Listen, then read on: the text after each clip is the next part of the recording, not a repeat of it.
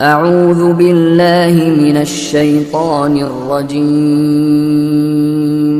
بسم اللہ الرحمن الرحیم۔ آپ صلی اللہ علیہ وسلم کے خصائص ایسے کہ ازل سے ابد تک ان کا کوئی ہمسر نہیں۔ آپ کے امتیازات ایسے کہ ازل سے ابد تک ان کا کوئی ثانی نہیں۔ آپ کے خصائص ایسے کہ ازل سے ابد تک کوئی ان کے مقابل نہیں، چونکہ آپ محبوب کبریا بھی، آپ محبوب رب العالمین بھی، اور آپ کو اللہ نے مقام محبوبیت عطا کیا ہے، اور ساتھ ساتھ اولین اور آخرین کا سردار بھی بنایا ہے، اور آپ کو وہ مقام قرب عطا کیا ہے، اور جو سابقہ انبیاء کے حصے میں نہیں آئے، اور لذت دیدار سے معراج کی رات نوازا بھی کہ موسیٰ علیہ السلام نے تو تمنا ظاہر کی تھی کہ اللہ میں تیرا جلوہ بے نقاب دیکھنا چاہتا ہوں۔ اللہ نے جواب دیا تھا لن ترانی، تو مجھے نہیں دیکھ سکتا۔ اس دنیا میں یہ نظام ہے، اس دنیا میں گویا اللہ نے فرمایا قانون نہیں ہے، چاہے تو اللہ دکھا دے، چاہے تو اللہ دکھا سکتا تھا، لیکن اللہ نے یہ قانون ہی نہیں بنایا، اس لیے فرمایا لن ترانی، تو مجھے نہیں دیکھ سکتا۔ جامرن بے نقاب تو مجھے نہیں دیکھ سکتا، بے نقاب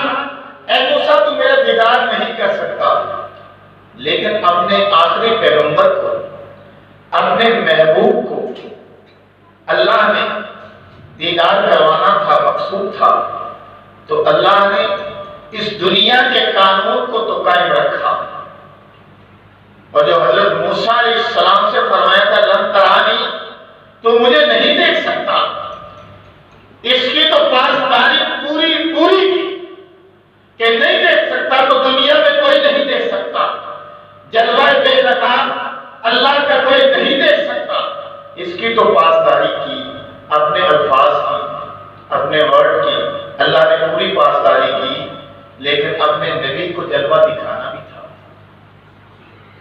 اس پر اختلاف بھی کچھ ہے، میں اختلاف سے ہٹ کر بات کرتا ہوں۔ میں صرف اس وقت نبی علیہ السلام کی شان کے عنوان سے بات کرتا ہوں۔ میرے مقصد اختلاف کی دوسری لائن کو بیان کرنا نہیں، اور دوسرے نظریے کو بیان کرنا نہیں کہ آپ نے دیدار کیا سر کی آنکھوں سے کہ نہیں کیا، اس بحث میں پڑھنا میرا مقصد اس مقام پر نہیں، پھر کبھی ہوا تو انشاءاللہ بات ساری کروں گا، بولوں گا۔ میرا مقصد یہاں پہ شان محمدی کو بیان کرنا ہے کہ آپ کو دیدار کرانا مقصود تھا، تو اللہ نے دنیا کے قانون کو تو قائم رکھا کہ جس میں موسیٰ سے فرما دیا تھا لن ترانی، تو مجھے نہیں دیکھ سکتا، میرا بے نقاب جلوہ نہیں دیکھ سکتا، اپنے نبی کو، اپنے محبوب کو، خاتمیت مرتبت کو، خاتم النبیین کو، سید الاولین والآخرین کو دیدار کرانا تھا، بلکہ خاتم الاولین والآخرین امام المتقین آمنہ کے در یتیم کو دیدار کرانا تھا، تو اللہ نے آپ کو اس دنیا کے نظام سے، اس دنیا کے نظام سے نکال لیا اور اس دنیا سے بلند کیا۔ سورج جہاں ستارے نیچے رہتے، اس جہاں سے دوسرے جہاں میں منتقل کیا، اور اس جہاں میں منتقل کیا کہ جہاں جبریل بھی جائے تو اس کے پر جل جائے، اور اس کو قرآن میں اس عنوان سے بیان کیا سبحان اللہ اسرا بعبد لیلا من المسجد الحرام الى المسجد الاقصى، پاک ہے وہ ذات جو لے گئی اپنے بندے کو راتوں رات، کہاں لے گئی؟ مسجد حرام سے مسجد اقصی تک، من المسجد الحرام، مسجد حرام سے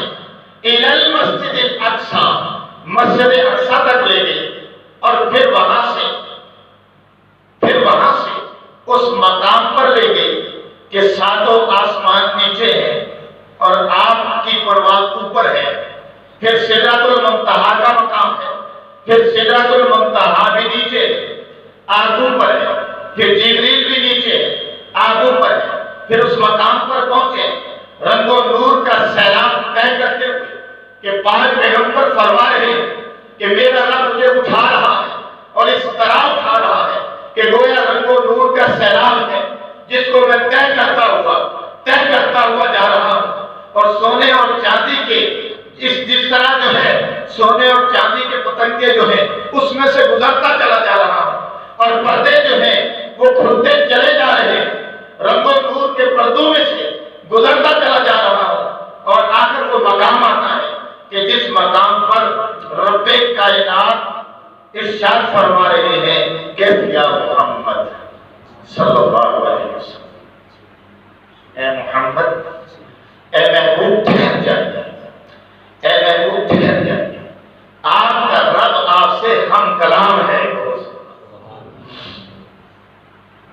اے محمد ٹھہر جائیے، آپ کا رب آپ سے ہم کلام ہو رہا ہے۔ حضور علیہ السلام کو وہاں اللہ نے اپنے سامنے بٹھایا اور سامنے بٹھا کر دیدار کی لذت سے آشنا کیا، اللہ کی طرف دیدار کی لذت سے آشنا کیا، اور اس مقام پر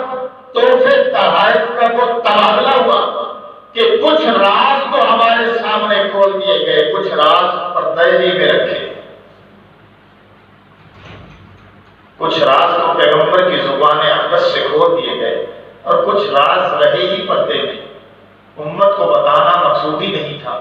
بتائے نہیں، لیکن ایک بات کی سمجھ آتی ہے کہ مقام قرب کو عطا کیا، اور یہ پیغمبر ہی کا خاصہ ہے جو میرا موضوع ہے، خصوصیت پیغمبر علیہ السلام، مقام قرب وہ عطا کیا کہ آدم کو بھی عطا نہ ہوا،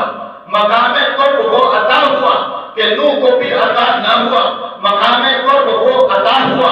جو ابراہیم کو بھی عطا نہ ہوا، مقام قرب وہ عطا ہوا کہ جو چھری کے نیچے اسماعیل کو بھی عطا نہ ہوا، مقام قرب وہ عطا ہوا جو موسیٰ کو بھی عطا نہ ہوا، حالانکہ کوہ طور پہ جا کے ہم کلام ہوا کرتے تھے، مقام قرب وہ عطا ہوا جو عیسیٰ علیہ السلام کو آسمانوں پہ بلند تو کیا